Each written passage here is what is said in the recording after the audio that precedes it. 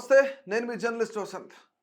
ఒకవైపు లోటు బడ్జెట్, మరోవైపు అప్పుల భారం ఉన్నప్పటికీ రాజధాని నిర్మాణ పనులు పూర్తి చేస్తామంటుంది కూటమి సర్కార్.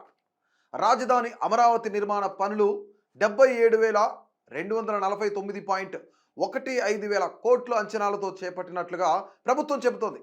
మరి ఇన్ని వేల కోట్ల రూపాయల నిధులు ఏపీ ప్రభుత్వం ఎక్కడి నుంచి తెస్తోంది? అమరావతి నిర్మాణ పనులకు నిధులు ఎక్కడి నుంచి వస్తాయి? ప్రభుత్వం నిధులు ఎలా తెస్తామని చెబుతోంది?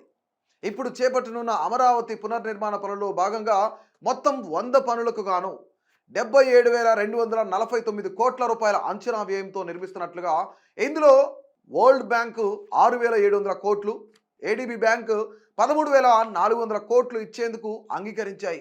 కేఎఫ్డబ్ల్యూ బ్యాంకు 5,000 కోట్లు ఇస్తుందని మంత్రి నారాయణ చెప్పారు.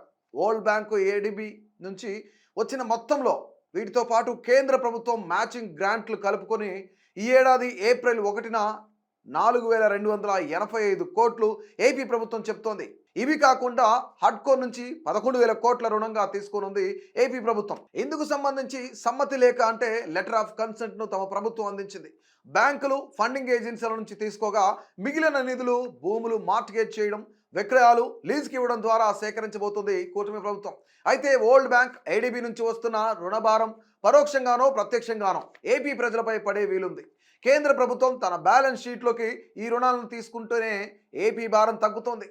కేంద్రం నుంచి నిధులు ఇప్పటి వరకు ఎంత వచ్చాయి, ఇంకా ఎంత వస్తాయి అనేది చూస్తే మల్టీలెటరల్ లోన్ అసిస్టెన్స్ పేరుతో అమరావతి నిర్మాణానికి అప్పులు ఇస్తున్నామని చెబుతోంది కేంద్ర ప్రభుత్వం. వివిధ సంస్థలు లేదా బ్యాంకుల నుంచి ఈ రుణాలు ఏపీకి అందనున్నాయి. ఆంధ్రప్రదేశ్ రాష్ట్రానికి రాజధాని అవసరాన్ని గుర్తించి మల్టీలెటరల్ డెవలప్మెంట్ ఏజెన్సీల ద్వారా ప్రత్యేక ఆర్థిక సాయం అందించేందుకు ఏర్పాట్లు చేస్తాం. ప్రస్తుత ఆర్థిక సంవత్సరంలో 15,000 కోట్లు సమకూరుస్తాం. వచ్చే సంవత్సరాల్లోనూ అదనపు నిధులు సమకూరుస్తామని కేంద్ర ఆర్థిక శాఖ మంత్రి నిర్మలా సీతారామన్ చెప్పారు.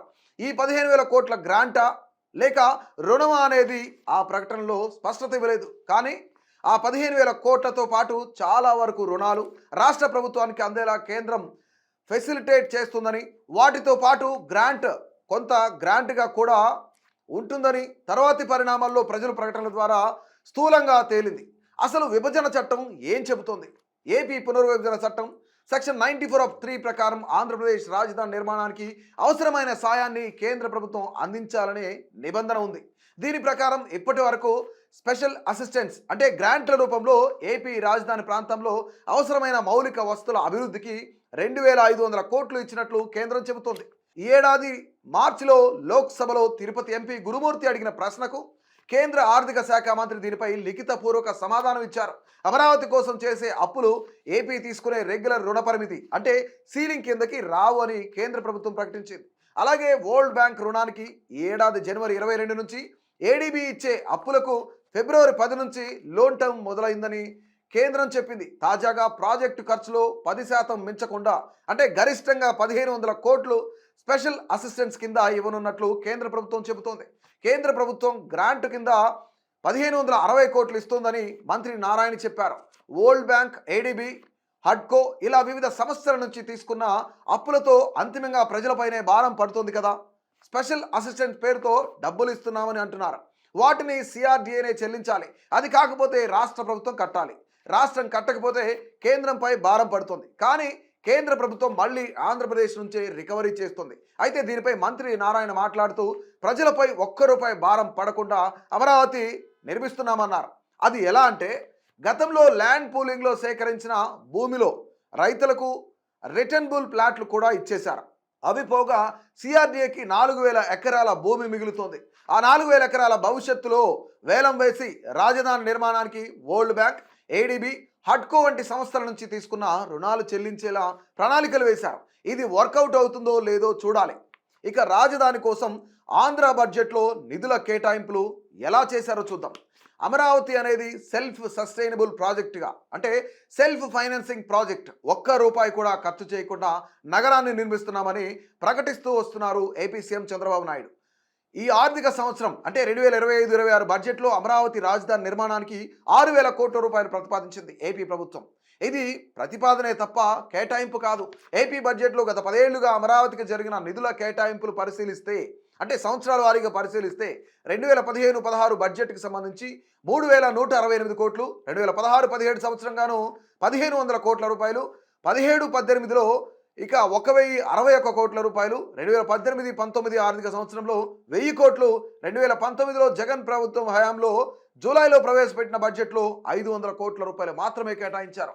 అనంతరం 3 రాజధానుల విధానాన్ని తెరపైకి తీసుకొచ్చి వైసీపీ ప్రభుత్వం అమరావతిని పక్కన పెట్టింది.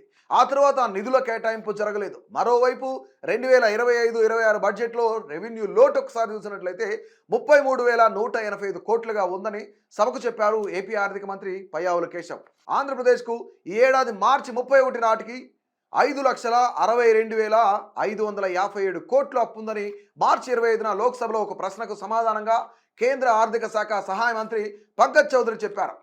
ఇప్పటి వరకు ఎన్ని పనులు జరిగాయి? టీడీపీ ప్రభుత్వంలో 2019లో దిగిపోయే సమయానికి 39,875 కోట్ల విలువైన పనులు నిర్మాణంలో ఉన్నాయని అప్పట్లో సిఆర్డీఏ ఓ అధికారి ఒకరు చెప్పారు. కూటమి ప్రభుత్వం అధికారంలోకి వచ్చాక నిరుడు జూలైలో అమరావతి నిర్మాణ పనులు పురోగతిపై శ్వేతపత్రం విడుదల చేసింది. దాని ప్రకారం 2019కి ముందు ప్రభుత్వ కాంప్లెక్స్ భవనాలు, అలాగే రోడ్లు, ఇతరత్ర మౌలిక వసతుల కోసం 51,687 కోట్లు అవసరమని అంచనా వేసింది. ఇటీవల విలేకరులతో మాట్లాడుతూ 2014-19 మధ్య దాదాపు 5,000 కోట్లు ఖర్చు చేసినట్లు మంత్రి పి నారాయణ చెప్పారు. అయితే 2019కి ముందు 51,000 కోట్లతో అంచనాలు వేసిన ప్రభుత్వం కేవలం 5,000 కోట్లు మాత్రమే ఖర్చు చేసిందన్న విమర్శలు కూడా వచ్చినాయి. ఇక ఇప్పుడు పెరిగిన అంచనాలు ఎలా ఉన్నాయని చూస్తే 2019తో పోలిస్తే నిర్మాణాల్లో అంచనా వ్యయాలు భారీగా పెరిగాయి. అప్పటి ఖర్చులతో పోలిస్తే భవనాలు, ఇతరత్ర వస్తువులకు సంబంధించి నిర్మాణ వ్యయం 12,392 కోట్లకు పెరిగిందని సిఆర్డీఏ తెలిపింది. ఇందులో ఐకానిక్ టవర్ల నిర్మాణంలో 2018లో అంచనా వ్యయం చూసుకున్నట్లయితే 2,271.14 కోట్లుగా ఉండేది. ప్రస్తుతం అంచనా వ్యయం 4,688 కోట్లకు పెంచి మరోవైపు తాజాగా అసెంబ్లీ భవన నిర్మాణం 590 కోట్లు అంచనా కాగా 4.48% ఎక్సెస్తో ఎల్ఎన్టీ సంస్థకు 617 కోట్లకు పనులు అప్పగించింది. హైకోర్టు భవన నిర్మాణానికి 750 కోట్లు అంచనా వ్యయం కాగా 4.52% ఎక్కువకు చేసి 786 కోట్లకు ఎన్సీసీ సంస్థకు పనులు అప్పగించింది. రాజకీయాలకు రాజధాని బలైపోయినట్లు అనిపిస్తుంది అని అనుకుంటున్నారు అమరావతి ప్రాంత ప్రజలు. కేవలం రాజకీయ లబ్ధి కోసమే నేతలు రాజధాని పట్ల ఇలాంటి వైఖరి చూపిస్తున్నారా, లేదా వారి సొంత ప్రయోజనాల కోసమా? అసలు అమరావతి నిర్మాణం ఎప్పటికి పూర్తవుతుంది? వచ్చే ఎన్నికల్లో జగన్ అధికారంలోకి వస్తే అమరావతి పరిస్థితి ఏంటి? భారతదేశ పటంలో ఏపీ రాజధాని ఎప్పటికి కనిపిస్తోంది?